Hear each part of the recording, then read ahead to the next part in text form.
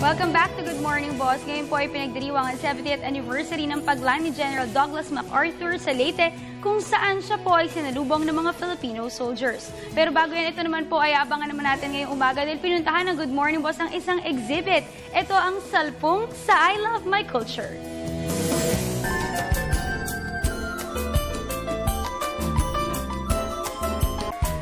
Ginanap sa National Commission for Culture and the Arts Gallery ang cross-cultural exhibit from Manila to Dumaguete na pinamagatang Salpung.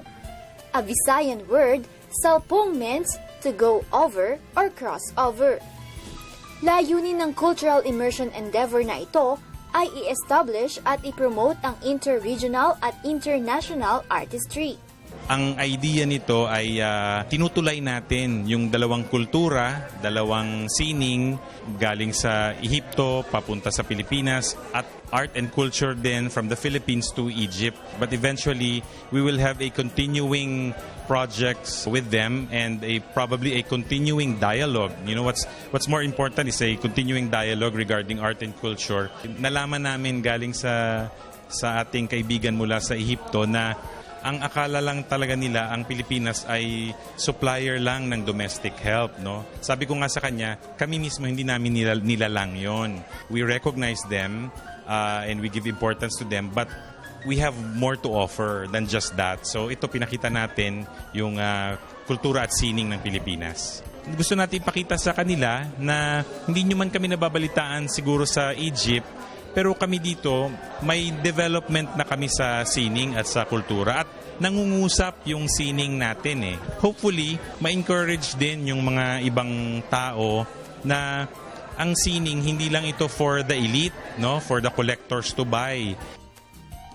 Artistry in cross-cultural interaction is also explored by Salpung as it welcomed Egyptian artist Ibrahim Ghazala, who is also the editor of Alkaya Art Magazine, director of Luxor International Art Studios, and the General Commissar of Luxor International Symposium for Painting.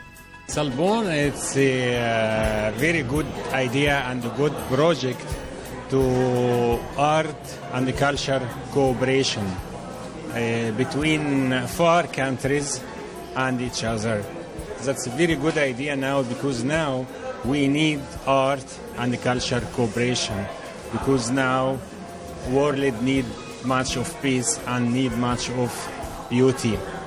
That's why we need now art very much.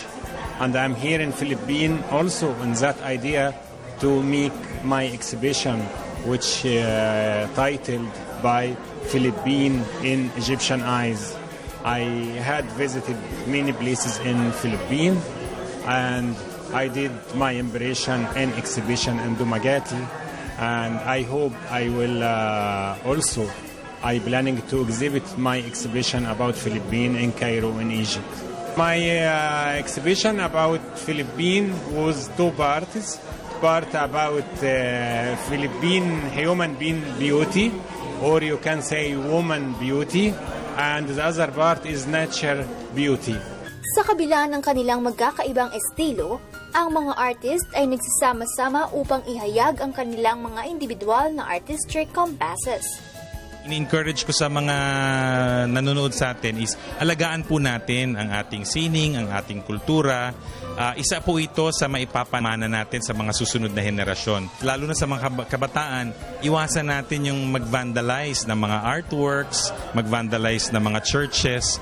Kasi ako naniniwala personally na it is very difficult for a country to develop without looking at your past, no? So I've always mentioned this whenever I get the chance to say that for you to have progress and development, the past should always be present.